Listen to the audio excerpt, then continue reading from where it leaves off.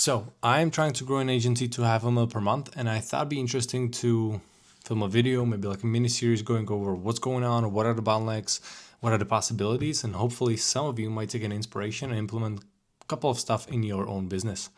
So to give you a bit more context, recently I was presented with a nice opportunity to become a head of operations or COO for email marketing SMS retention agency for e-commerce brands. And fortunately enough, I got the role. I don't really have an outline for the video. It's going to be more so just talking step by step, my thought process, what's been happening, and hopefully not jumping from one topic onto another. But in terms of the background, we're well over a seven-figure agency. Obviously, due to NDAs and stuff like that, I'm not going to disclose specific measures, specific numbers. But yeah, well over seven figures. The founder is same age, maybe young, like older than me by 1 year or something like that, which is ridiculous but impressive at the same time. We're taking the agency so far. And from my understanding, the ultimate goal is to exit the company. And yeah, that's my responsibility. There's a couple of stuff that he required before I applied or talked to him. So let me just read it out for you. There's obviously a lot more, but kind of like the main stuff. Internal documentation and SOPs, role-specific dashboards, P&L dashboards per team, per client, per the company, automate invoicing, automate expense tracking, implement AI systems, like a lot. So I have a lot of responsibility, and essentially my task or my vision or the goal is to increase efficiency of every single team member, but primarily increase profit margins so that the exit when we sell the company is going to be smooth and it's going to have a higher multiple because we can be much more profitable, which I'm going to talk about later on. But yeah, so I think where to start would be, I guess, the first week on the job. What was happening, because the focus was specifically for me just to understand what they're doing, what are processes, what are systems, and how can I fit into the company and identify gaps and hopefully fix them.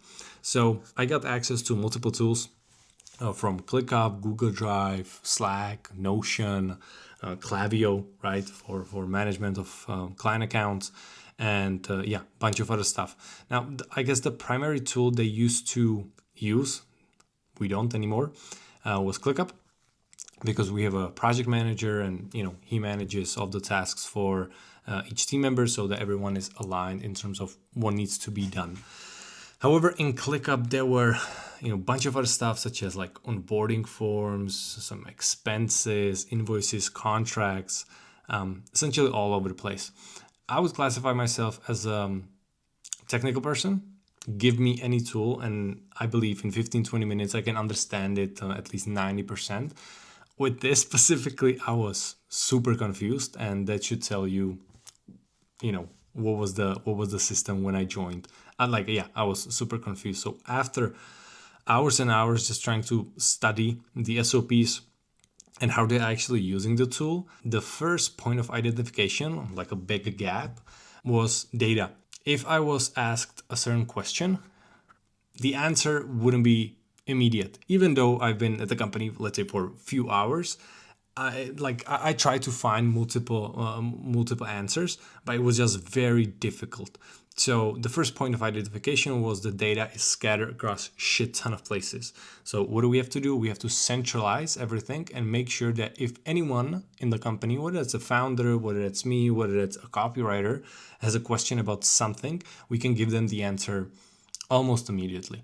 If you watch some of my videos in the past, I talk about tracking and data analytics and stuff like that, primarily because that's, I guess, my expertise, working with high-ticket offers. If you have a sales team in place, if you run ads, I'm able to take marketing data and sales data, combine it, and really give you the full picture in terms of where the business is and give you the answers that majority of companies cannot really find because they work with Google Sheets and scattered CRMs, and it's all over the place. So that's my expertise. But with this specifically, I just didn't really know what to do.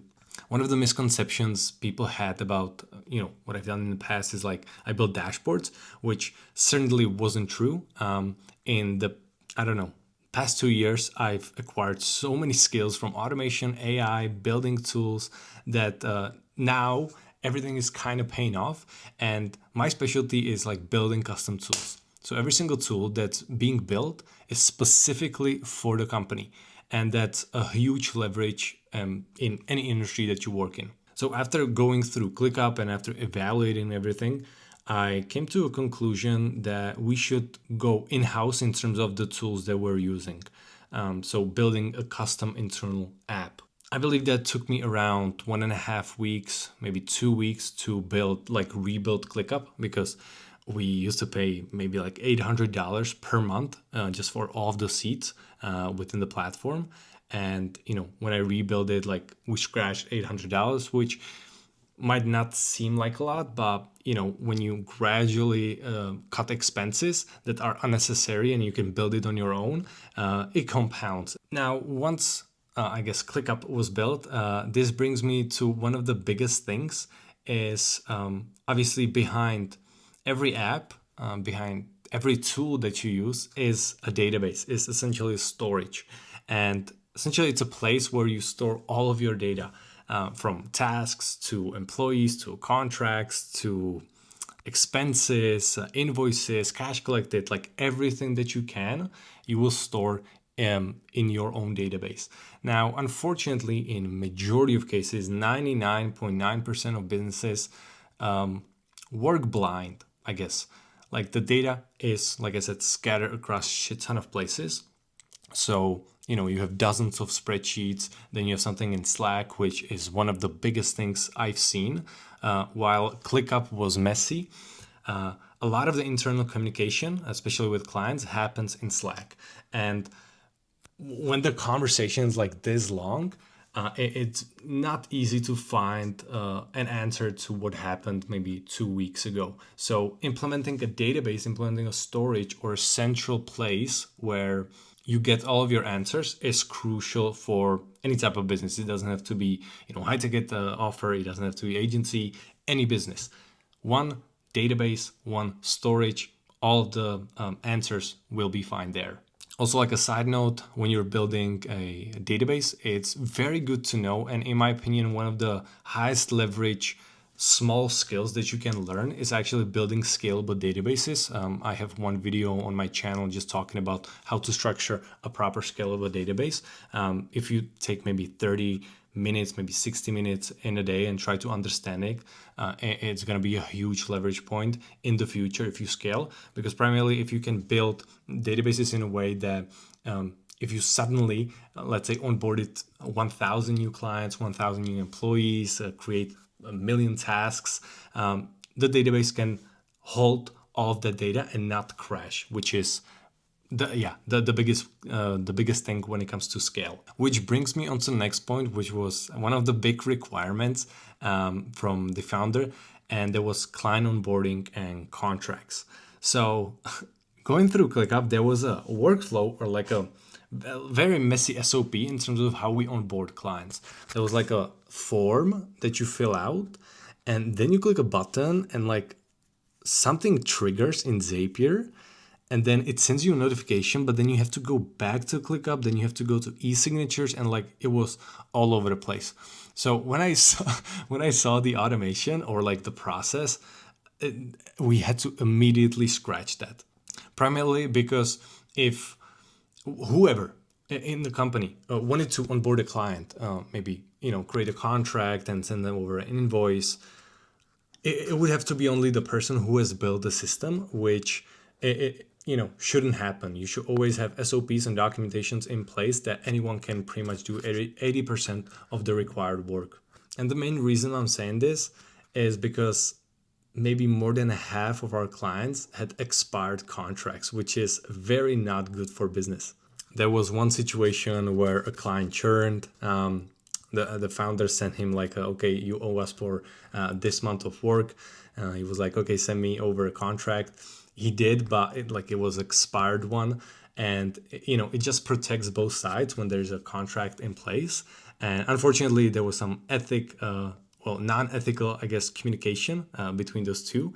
But yeah, if we had the contract in place, nothing like this would happen. So yeah, I started working on the client onboarding automation. Essentially how it works, I'm going to show you, is you fill out the form and then simply click a button. It's going to create a contract, send it to the client, and once they sign, everything is taken care of automatically. We create Slack channels, we create folders, we create invoice, which is going to calculate based on the contracts, right? What's the amount, and just automatically send it to the client. And this is the big point with databases. Right now I can track or store the contract within our own storage. And if we have a question about, a specific contract, if I wanted to quickly see where the contract is, rather than going to e-signatures, because that's what we're using, rather than going to e-signatures and trying to find it, we can click a button and it's gonna automatically open the contract so we can view it. So the automation has multiple parts to it. Like I said, everything is built in the internal tool. So I cannot show you that specifically, but you go in, you fill out parameters such as who is the signer, what's the company, what's their LLC name, company address, how do they pay, wire, payment link, what's the pricing, right? Is it a retainer? Is it a rev share? What's kind of going on? Once you click all of the buttons, you click the main button, and it's going to automatically create a contract. I'm gonna blur as much as I can so that I don't kind of, expose specifically what we have built. But this is the first automation that creates the contract, very simple one. Now, before I show you the next or the continuing automation, I want to give you a very big tip when you're trying to automate something. Don't use Zapier. Zapier is a old-ass shit tool that is buggy and it doesn't enable you to really automate anything that you want, even though it has more integrations that, for example, like Make.com or N8N. Just from personal experience, I think using Zapier is one of the most negative things you could do for your business, because they used to use Zapier. And I pretty much just straight up told the founder, we're moving away from Zapier. They had, I don't know, let's say 10 automations set up, which is not a lot, but I was like, okay, we're not going to pay this. Let's move out because this is just ridiculous and unnecessary. I'm very big believer in Make. And again, if you take a week, maybe two, and really try to understand it, really try to learn it, this is again going to be a huge leverage point as learning how to build a proper database, for example. So please, if you are trying to automate something, don't ever use Zapier. I know it seems simple, but it's much better if you just learn Make.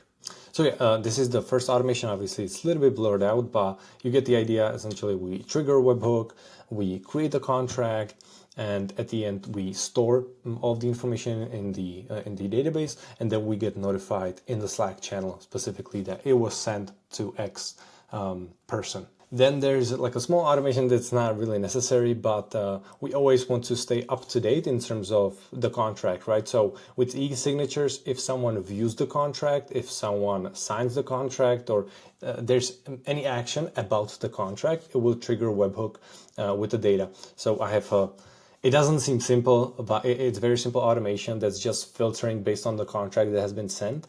And if it has been viewed or sent, it will trigger this automation and just notify us, okay, the contract has been viewed by a specific person.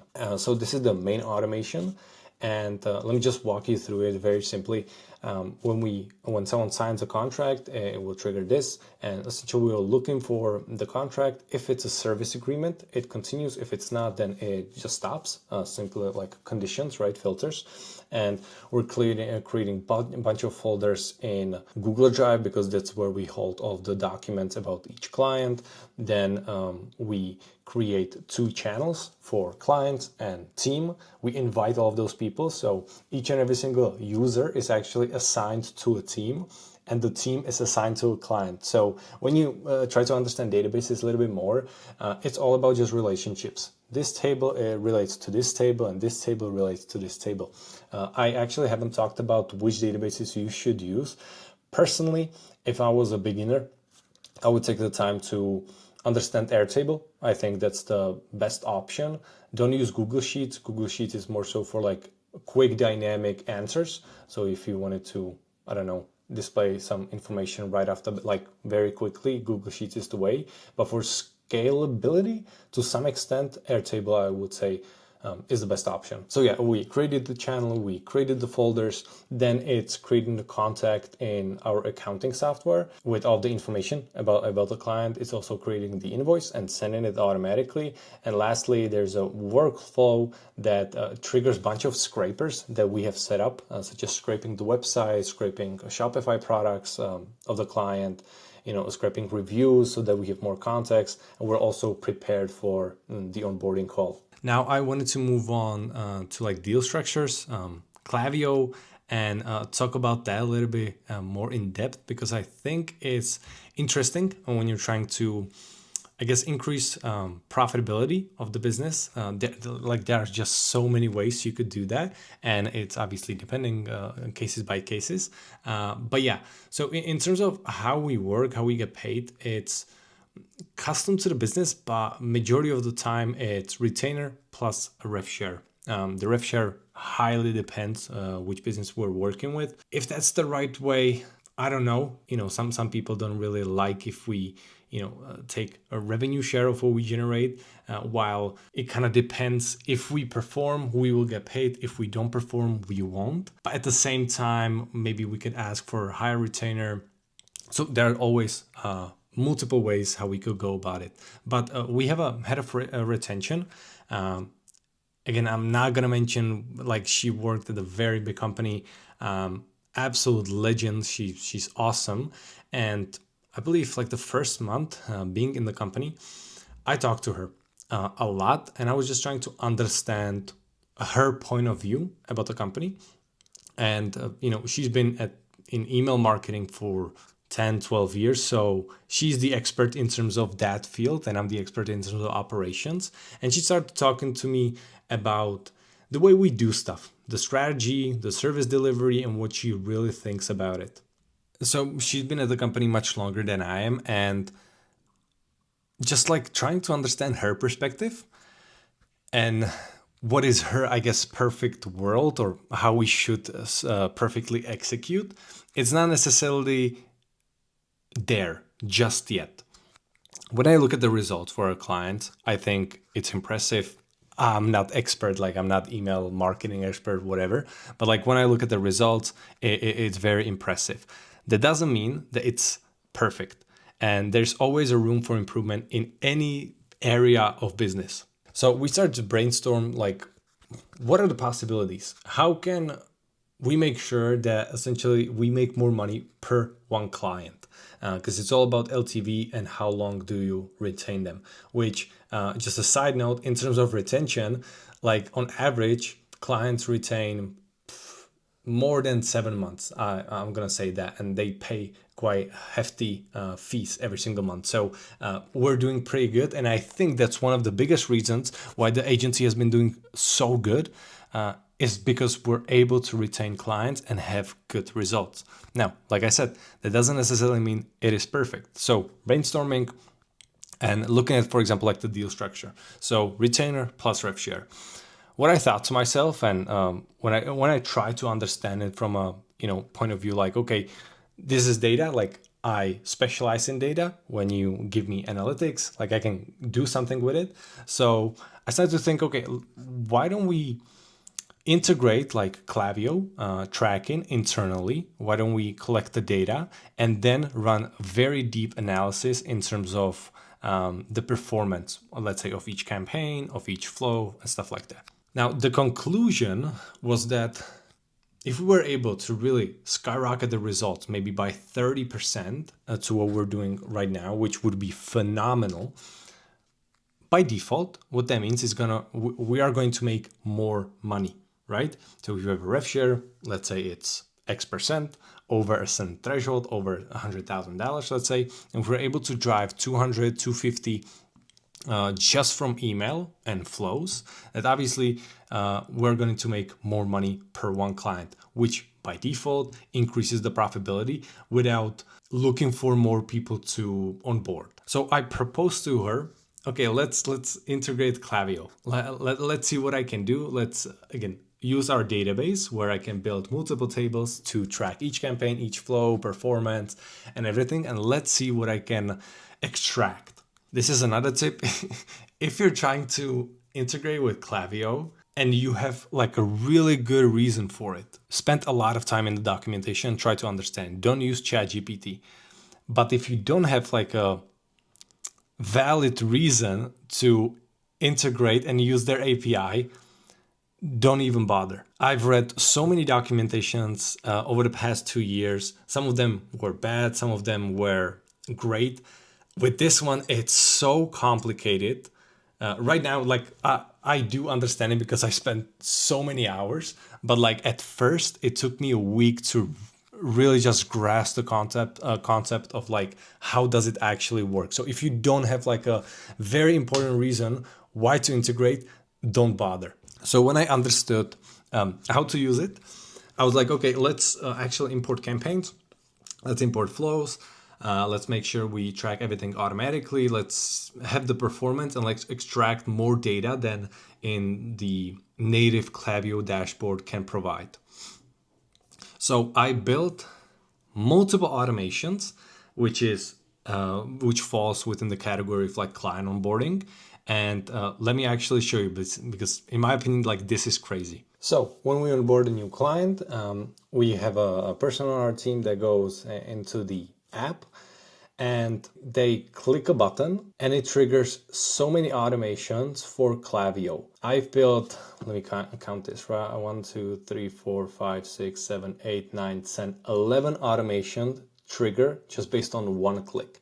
And what this entire setup is doing is that we're trying to import the last 12 months of data, I believe, and then we can run a very heavy data analytics and see like the biggest bottlenecks in terms of their email marketing, what they're doing, what they're not doing, what is the best performance, like what is performing. We then implemented our custom tracking in terms of like we have an email and this email is being run through an AI. It analyzes the email and then we structurize it, put it into a database, right? Because it's a custom structure, so I can build whatever I want. And now I have specific information about the campaign saved. Therefore, I can then do more analysis. So yeah, there is pretty much 11 automations, I'm sorry. And yeah, this is the first automation. It triggers and it starts creating client metrics because with Klaviyo, you need like IDs of those metrics. Then we're creating a couple of segments. Then we're getting all of the campaigns. Then we getting the statistics for those campaigns. Then messages. Then we're analyzing with AI, importing more performance. Then we have SMS performance, flows, flow performance, and we're also creating like the last automation when everything is imported. In Make, there's a module. Let me actually show you. There's a module of Make that you can actually take a blueprint of an automation, duplicate it, and just set your own parameters. So right now, if I go to Klaviyo tracking folder, there's 60 automations that are all tracking each client and their campaigns, whether it's on the email side or SMS side. We're tracking performance. There's just like so much stuff that we're tracking. And quite honestly, like this is amazing to me because that's only possible with Make, right? Like you click one click of a button will trigger 11 different automations. They run, when one automation ends, the other one triggers, and so forth. But you have to also build it in a way that you don't have to really maintain it. It maintains itself. Like right now we have active 103 automations. While I am the head of operations and I am checking Make every single day, very rarely I get a notification that something like failed dramatically. That happened. I've been here 3 months and that happened maybe 3 times since I was here, like a major outage of an automation that errored for whatever reason. Which actually brings me to a very small note in terms of Make. Just again, some tip, hopefully this will be valuable, but when you're building any automation, again, whether it's Zapier, Make, N8N, learn how to handle any errors, right? So in this case, there is automation that's like importing performance of each flow. So like, clicks, opens, revenue, place orders, and stuff like that. And what I'm doing is upserting the performance. You don't have to worry about that. But if for whatever reason it fails, I try to handle it in a way that we get the flow that has failed and we also create it in the database and then we run it again. And this way, no data, so like bundles within the automation, no data gets lost because it wasn't handled properly. And this is the only reason why we have 103 active automations that do not fail. It's only because everything is handled. When something errors, it is handled. And if it fails again, I have another error handler.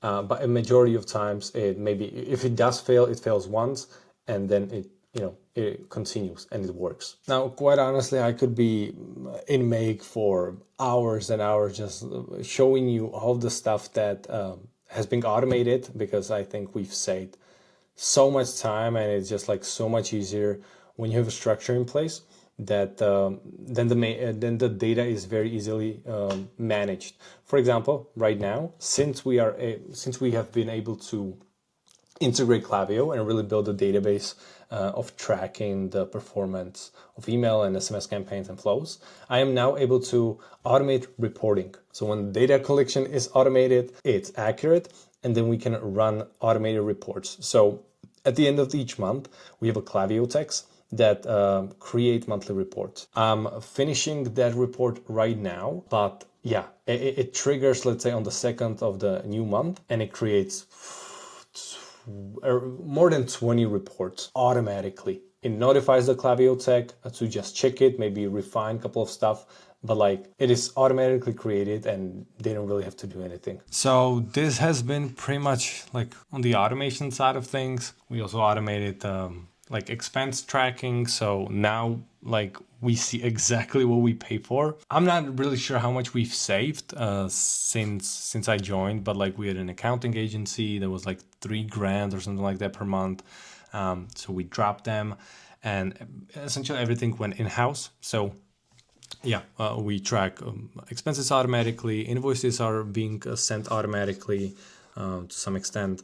Cash collected is tracked. And now, like when the data is in the database, I can manipulate it or transform it in any way I want. So I've built out CEO dashboard for the founder to see like the profit margins and what do we pay and stuff like that. What is the churn And one of the last points I guess I wanted to talk about is, well, the foundation has been set, right? Like we have contracts, we have expenses, we have client onboarding, Klaviyo tracking, everything is set up and the foundation is very strong. Now it's actually onto like optimizing the team performance and making sure that everyone works 200% more. Not more, I'm sorry, that wasn't framed properly.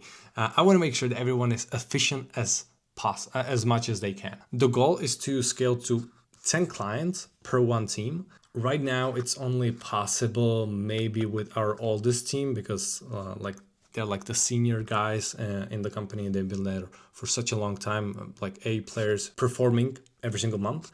But like with other teams, it's not possible at this moment due to many reasons, right? So that brings me to the next point, which is opportunities with AI systems. It's absolutely crazy what you can build, this day and age. And again, I'm going to talk about databases. Everyone wants to start implementing AI in their systems and then increase profit margins, fire employees and whatever. I don't really think that's necessary. Going for like AI agents and trying to fire half of your team. I don't think that's the way. But vast majority of AI systems are not even being adapted by the company. And that's due to, I would say, two main reasons. First off, the systems that are being built don't align with the employees. So everything is built in a way that it's very complicated to use, that I would rather just do it without AI. So I would say that's one thing. But the other thing, when you think of an AI system, it's not just like using ChatGPT or Claude or building an automation in an 8N and, I don't know, searching or creating summaries and whatever. Everything starts with data. That's why I talk about databases. When you have a structure in place, you can build such a data-driven AI systems that will help you tremendously. And this is something I'm working on right now. And quite honestly, getting to like 10 clients per team, unless you have like a killers in your team, which I'm not saying we don't, but it's not easy, right? Like it's a lot of work. You have to be efficient. You have to know how to use these tools like efficiently, right? You have to have a structure, you have to have a routine, and you have to be like just focused all of the time, which is not possible all of the time. So yeah, there's a lot of data that I'm going through, and like this is a big challenge, honestly, for me right now, because I want to like the service delivery, I want to automate as much as I can with it, so that, for example, copywriters, when they're writing a strategy, when they're writing the actual email campaigns, flows, they can just refine it, because everything is like based around the company, based around the tone of the copywriter. And that's my goal right now. However, I have to structurize the data, and believe me, the amount of data that I have to structurize, like it's shit ton. It's combining Klaviyo performance, it's combining their previous campaigns, previous results, wireframes, right? Like knowing how each email actually is supposed to look like, whether it's a plain text email, design email. There's just so much to it. But I guess on the last point, while you want to implement AI, maybe systems, some automation in your business, you also have to make sure that the team is aligned with the vision of the company. Which, to be quite honest with you, we're evaluating which members on the team really align with the company. Me and the founder, we hopped on a call with a guy who sold his agency for a lot of money, and we're just trying to brainstorm solutions, look at the data, look at the profit margins, look at the LTV, churn rate, and stuff like that. And one of the things he has mentioned in the call was that agency model is a people business. And I thought to myself, well, yeah, sure. What does that actually mean though? And for the past 2 weeks, like I've really realized that like you have to have people in the company that either believe in the vision or want to learn and want to work and want to get better. Because quite honestly, I've built so much stuff internally. In the app, there's like a specifically page for tools. So if you're a copywriter and you want to, let's say, brainstorm new ideas for a campaign, you have the opportunity to click. It's going to give you like a form. You fill out 3 inputs, and it's going to scrape reviews, let's say from Amazon or Trustpilot. It's going to give you in a nicely structured Google Doc, and then you can just put it in on Claude, in AI, ChatGPT, Perplexity, whatever, and brainstorm what are the new angles. However, the adoption